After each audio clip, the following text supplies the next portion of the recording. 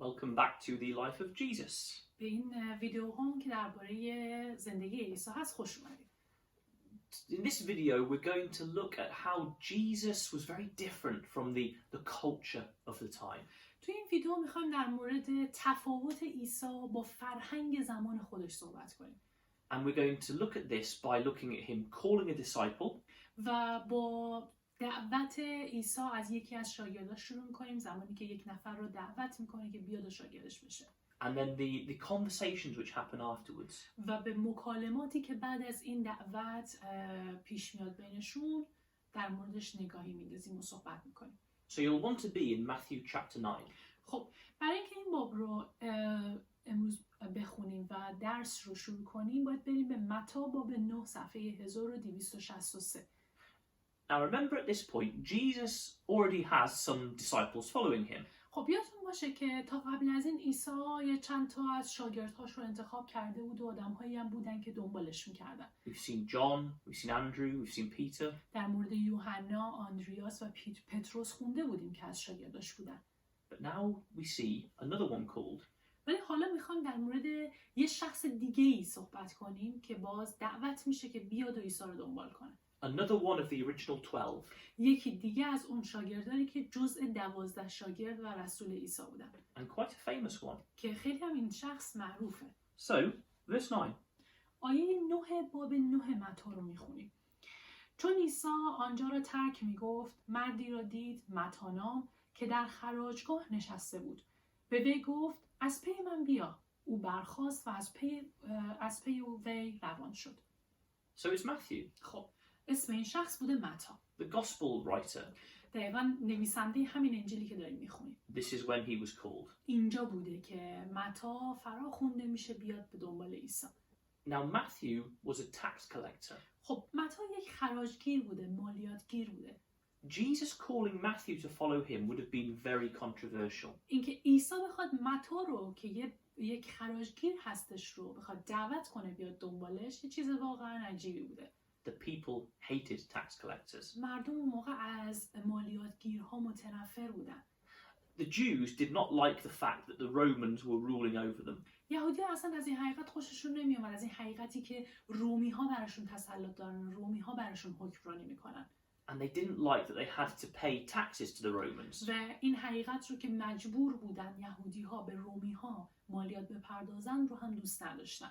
And the tax collectors were Jews who worked for the Romans collecting the money. حالا این مالیاتگیری که در این شهر وجود داشت یکی یهودی بوده که برای دولت روم داشته کار میکرده.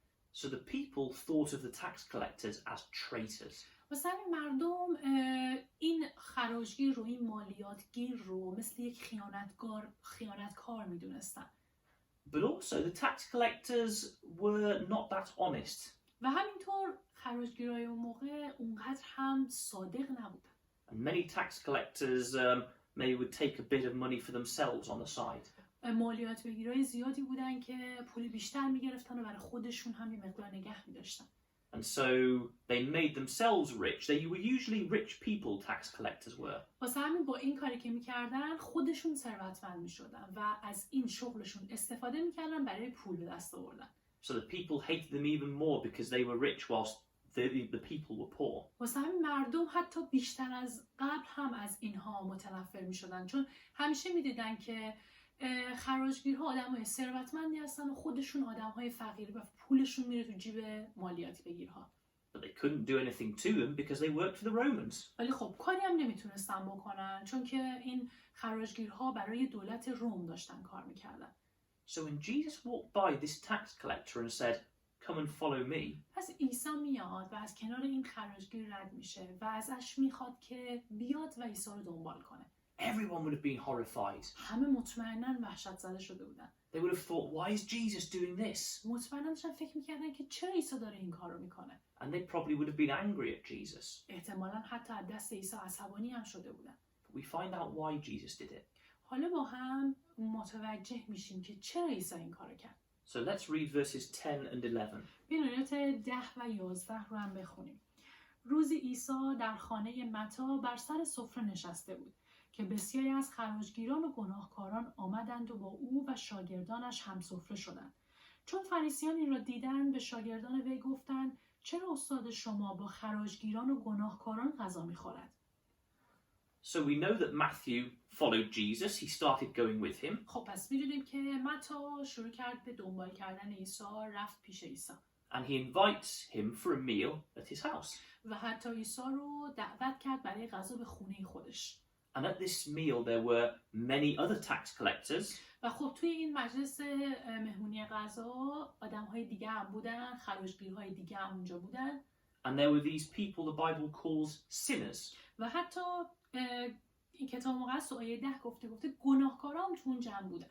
These would have been people maybe like the prostitutes and other people who were not that good. گناهکارا شاید مثلا میتونسته شامل کسایی که خب فاحشه بودن یا کارهای بد دیگه‌ای میکردن، کسایی که آدمهای خوبی نبودن. اونها هم تو اون جمع نشسته بودن. And it says Jesus and his disciples were sitting there with them, eating and talking to them. و بعد میگه که عیسی و شاگرداش هم با اون آدمهای بد نشسته بودن، باشون غذا میخوردن و باشون حرف میزدن. And these Pharisees, they were horrified at this. و این فریسی‌ها متنفر بودن و بدشون میومد از چنین چیزی. They thought Jesus was meant to be a holy, good teacher. چون فکر میکردن که عیسی قراره یک معلم خیلی خوب و مقدس باشه. Who was against sin. و فکر میکردن که عیسی باید مخالف باشه با گناه. So why was he here eating with sinners and tax collectors? پس به خودشون فکر میکردن چرا الان عیسی داره اینجا بین این همه گناهکار و بین این خراجگیران نشسته و باشون داره غذا میخوره. And so they say to his disciples, why is he doing this? و به شاگرده مسیح هم همینو گفتن چرا عیسی داره این کارو میکنه؟ And Jesus tells us. و عیسی هم جوابش رو میده. Verse 12. آیه 12. چون عیسی این را شنید گفت بیمارانند که به طبیب نیاز دارند نه تندرستان. So Jesus says, look, I'm the doctor. پس عیسی داره میگه که من هستم که پزشکم. He's a doctor in trying to heal people from sin and bad ways. طبیب یا پزشکی که داره تلاش میکنه که مردم رو از گناهان و بدیهاشون نجات بده و شفاشون بده. He says, think about a doctor. A doctor doesn't go and see the healthy people. و بهشون میگه که یه پزشک رو در نظر بگیری. یک پزشک و طبیب نمیره برای ویزیت و ملاقات کسایی که سالمن و مشکلی ندارن. He goes to the people who are sick and tries to heal them. بلکه یه پزشک بیمارها رو میبینه، کسایی که مریض هستن و تلاش میکنه که اونها رو بهبود بده. Now this is where Jesus and the Pharisees were different. اینجا بوده تفاوت اصلی عیسی و فریسی‌ها دقیقاً همینجا بوده. Now the Pharisees did not act like the sinners and tax collectors. خب فریسی‌ها مثل اون گناهکارا و خراجگیرای اون جمع اونجوری گناه نمی‌کردن. They would have thought prostitutes and things like that were very bad. و فکر می‌کردن که فاحشگی و اینجور کارهای بد واقعاً بد هست و نباید انجام بدن. They were the ones who really tried to keep all of God's laws. و در حقیقت این فریسی‌ها کسایی بودن که تلاششون رو می‌کردن قوانین خدا رو انجام بدن. Now they weren't perfect. They had big problems, and Jesus criticizes them later on. و خب کامل نبودن، مشکلاتی هم داشتن، مشکلات بزرگی داشتن که عیسی حالا جلوتر در رابطه با مشکلاتشون بهشون میگه و اونها رو بهشون تذکر میده. He criticizes them for being hypocrites. انتقاد میکنه عیسی ازشون و بهشون میگه که اونها ریاکار هستن. But on the surface they were different from this other group. ولی خب از آدم‌های این گروه متفاوت بودن. They were trying to keep the law of God and they were trying to be holy and do good things. تلاش میکردن که قوانین خدا رو اجرا کنن و تلاش میکردن که خوب و مقدس باشن. But because of that, they didn't even go near the people who were sinners. ولی به خاطر این حتی نمیخواستن که نزدیک کسایی که فکر میکردن گناهکارن برن. They didn't try and help them. اصلا تلاش هم نمیکردن به اونها کمکی کنن. They didn't try and teach them a better way. بهشون تلاش نمیکردن که یه راه بهتر رو به این گناهکارا یاد بدن. They just said, oh, they're disgusting, we're better, and walked away. و فقط میگفتن که اینا حال به همزن هستن، گناهکار هستن، ما بهتریم و خودشون از اونها جدا میکردن. Now Jesus was better than any Pharisee. He was sinless and perfect. خب میدونیم عیسی از هر فریسی بهتر بود. عیسی بیگناه بود و کامل بوده. And of course he didn't agree with what these sinners and tax collectors were doing. و خب مطمئناً عیسی هم با کاری که خراجگیرا و گناهکارای دیگه انجام میدادن موافق نبوده. But But he didn't ignore them. ولی خب اونا رو ردم نمی‌کرده. He wanted to heal them and change their ways and bring them to God. بلکه می‌خواسته شفاشون بده، راهشون رو تغییر بده و اونها رو به سمت خدا بیاره. So he went and sat with them and ate with them and made friends with them. واسه همین عیسی میره باهاشون میشینه، باهاشون غذا میخوره و کاری میکنه که باهاشون دوست بشه. Because then he could show them the example of himself. چون اینجوری بوده که میتونسته یک مثال خوبی از خودش به اونها نشون بده. He could teach them what they were doing was wrong. و میتونسته بهشون یاد بده که کاری که دارن میکنن اشتباهه. And he could bring them back to God. و اینجوری میتونسته اونها رو به سمت خدا برگردونه.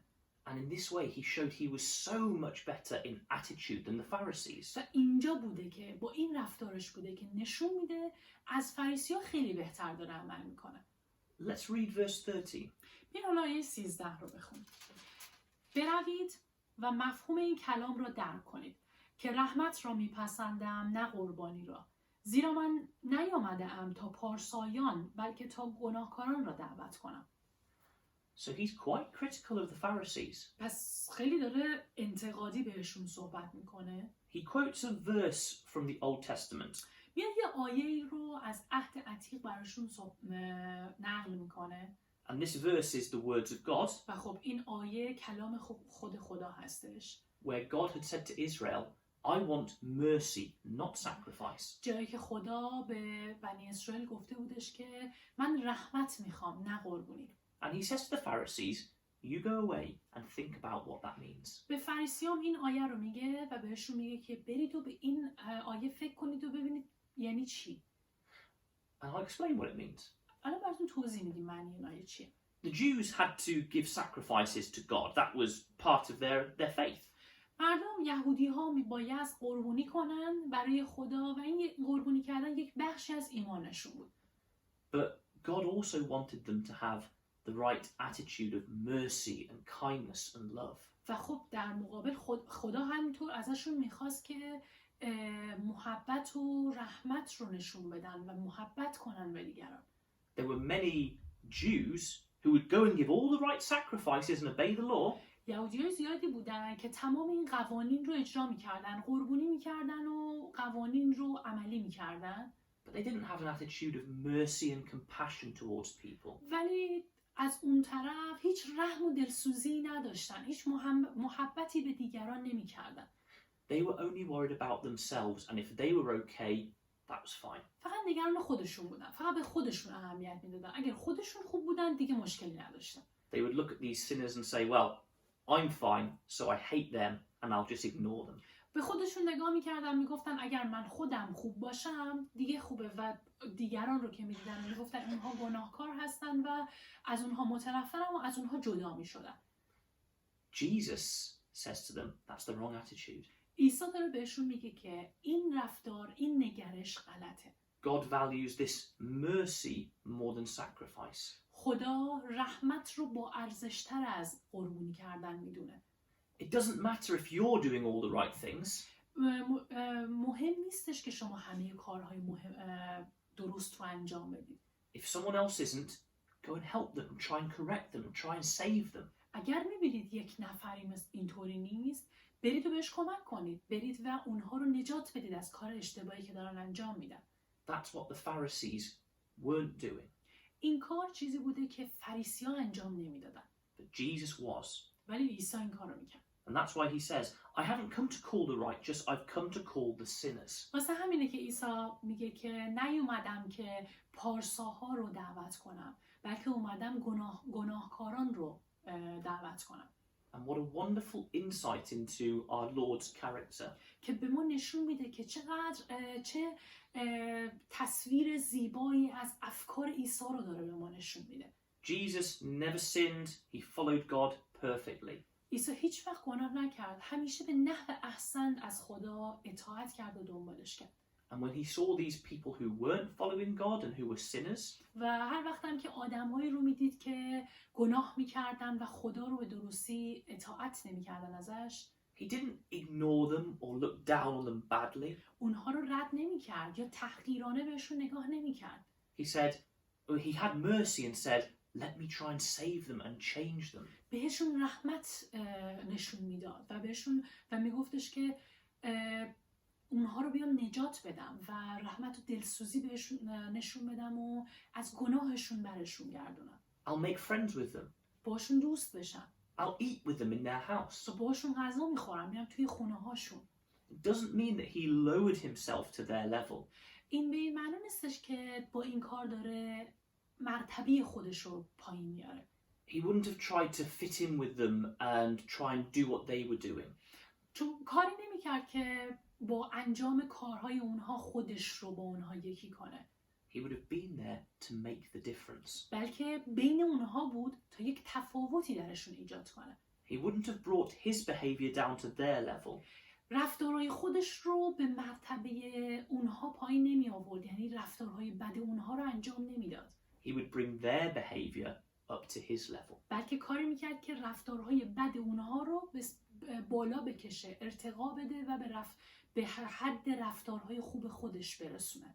And that's what he's trying to show when he calls Matthew as his disciple. اینجا هم داره در حقیقت همین رو نشون میده. وقتی متی رو که یه خراجگیر بوده رو دعوت میکنه که بیاد و شاگردش باشه، میخواد همین رو نشون بده. He's showing that it doesn't matter who someone is.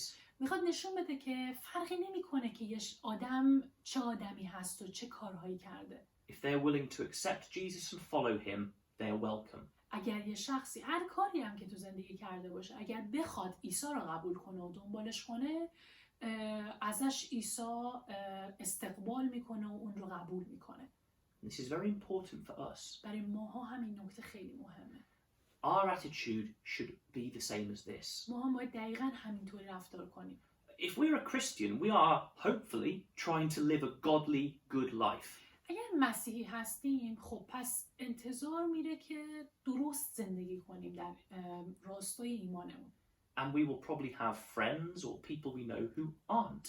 و خب هممون احتمالاً دوستان یا اعضای خانوادهمون همیشه کسانی هستن که پیدا میشن که مثل ما نیستن و ایمان ندارن.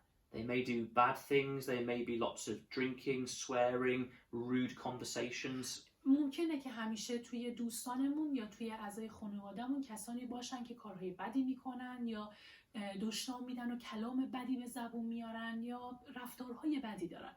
Or doing dishonest things. یا کارهای یا بی احترامی میکنن.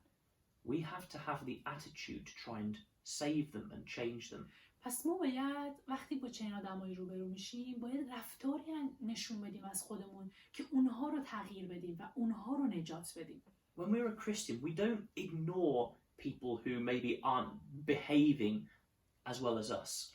وقتی ما یه مسیح هستیم، نباید کسانی رو که رفتاراشون به خوبی رفتارهای ما نیست رو رد کنیم و قبولشون نکنیم. We go to them. بلکه باید به سمتشون بریم. We make friends with them. باید باهاشون دوست بشیم. We spend time with them. باید باهاشون وقت صرف کنیم. Because we want to try and show them the way of Jesus. چون میخوایم راه مسیح رو به اونها نشون بدیم. And this can lead to dangers. که میتونه حتی با خطراتی هم توی مسیرمون باشه و ما رو با خطر روبرو کنه این کار. If we're with a group of people who are not maybe behaving in the right way, چون اگه با یه گروهی از آدم‌ها باشیم که رفتار درستی ندارن، we might change our behavior and start to fit in with them. ممکنه که ما به خاطر بودن تو اون جمع ما رفتارامون رو عوض کنیم و ما خودمون رو با رفتار اونا تطبیق بدیم. We might even say, well, actually, this could work. I could act like them, they think I'm cool, and then I can preach to them. شاید با خودمون اینطور فکر کنیم که اگر خودمون رو شبیه اونا کنیم و جوری خودمون رو جلوه بدیم که اونا فکر کنن ما هم مثل اونا هستیم، اینجوری بتونیم تاثیر بیشتری روش بذاریم. Jesus wouldn't do that. عیسی که این کار رو نکرد. Jesus would be there. عیسی باشون بود، اونجا بود. But he would be bringing people with him. He would be teaching them the right way and making them raise their behavior. ولی عیسی بین اونها بود، ولی خودش رو تغییر نداد، بلکه کاری کرد بهشون تعلیم داد و کاری کرد که اونها رفتارهاشون رو بهبود بدن و به یه سطح بالاتری برسونن. And if they did wrong, he would tell them, no, actually, there's a better way which I think you should do. و اگر کار اشتباهی انجام میدادن، عیسی بهشون میگفتش که اشتباهه و بهشون راه بهتری رو نشون میداد که بهشون گفت باید این کار رو انجام بدید. That's what we should be doing. ما هم باید همین کار رو بکنیم. And one more interesting thing. یه چیز جالب دیگه. Usually, when there is someone who is telling us we need to do better, we don't like that person. معمولا اگه یه نفری پیدا شه که بیاد به ما کار اشتباهمون رو گوشزد کنه و بگه که به نظرم باید بهتر رفتار کنی، مطمئنا از اون آدم خوشمون نمیاد و از چیزی که بهمون میگه خوشمون نمیاد. And no one often likes someone who is there telling them they've got to do better. هیچ کس معمولا دوست نداره که یه شخصی بیاد و ازش انتقاد کنه و بهش بگه که باید بهتر رفتار کنی. But all these people loved Jesus. ولی همین آدم ها عیسی رو دوست داشتن. The sinners, the prostitutes, the tax collectors, they loved him. گناهکارها، فاحشه‌ها، خراجگیرها همه از عاشق عیسی بودن. He wasn't trying to be cool and fit in with them. کاری نکرد عیسی که مثلا خودش رو خیلی خوب و خفن جلوه بده و کاری کنه که اونها ازش خوششون بیاد. He would have been trying to tell people that there is a better way, they shouldn't do the wrong things. بهشون میگفت که راه بهتری وجود داره و بهشون نشون میداد که باید بهتر رفتار کنن و راه درست رو بهشون نشون میداد. And yet people still loved him and invited him to their parties. و با وجود این که بهشون خطاهاشون رو میگفت، مردم باز دوستش داشتن و توی مهمونی‌هاشون و منزل‌هاشون دعوتش میکردن. Because he was a genuine, kind, loving person. چون عیسی یک انسان مهربون و دوست داشتنی بود و واقعاً کلامش رو با محبت به زبون می آورد. He treated people with respect. و با همه با احترام رفتار میکرد. Even when he was trying to change them, he treated them with respect and love. حتی وقتی که داشته تلاش میکرده آدمها رو عوض کنه و از خطاهاشون به سمت مسیر درست بیاره، باز هم با احترام و با محبت باشون رفتار میکرده. And so people still loved having him around. واسه همین بوده که مردم بازم دوست داشتن عیسی پیششون باشه و توی مجالسشون حضور داشته باشه. An amazing Lord. این یک سرور، یک استاد فوق‌العاده است. And we have to try and be like that. ما باید تلاش کنیم مثل همین باشیم. We have to be the kind of person that is trying to tell people they are doing wrong and there's a better way. باید تلاش کنیم مثل یه آدمی باشیم که به آدم‌ها اشتباهاتشون رو بگیم و تلاش کنیم اونها رو یک راه بهتر رو بهشون نشون بدیم. But our character is that good and that kind and that respectful. ولی شخصیتمون هم باید مهربون باشیم. باید مهربونی و احترام رو توی صحبت‌هامون به دیگران نشون بدیم. But even if they don't agree with us, they still want us around. که با وجود این اگر هم مخالف انتقادهای ما باشن، به خاطر رفتار ما بخوان باز هم ما رو با خودشون داشته باشن. And we still try and always influence them to get better. و باید تلاش کنیم که بر اونها تأثیر بذاریم که بتونن کار بهتر رو انجام بدن و به مسیر درست بیان. Now, if people don't change and they just want to do bad and that's all that's happening, then a Christian, they should say, sorry, I don't want to be a part of that. خب اگر آدما نخوان خودشون رو تغییر بدن و فقط بخوان به همون کارهای بعدشون ادامه بدن، خب مطمئنا اینجا دیگه باید به اون شخص بگیم که دیگه نمیخوایم باشون ادامه بدیم و جزئی از اونها نباشیم. And a wise Christian knows when is the time to stay and the time to leave. و یک مسیحی عاقل و حکیم میدونه که تا چه زمانی با آدم‌ها باید باشه و از چه زمانی دیگه متوجه بشه که میشه که اون شخص دیگه نمیخواد خودش رو تغییر بده و دیگه اونها رو ترک کنه. And that's what Jesus was like. عیسی هم همینجوری بود دقیقاً. He's a wonderful Lord who wants to save people. عیسی یه استاد و سرور فوق‌العاده بود که میخواست مردم رو نجات بده. And that's who we need to be like. و ما هم باید همینطوری بشیم. Thank you. ممنونم.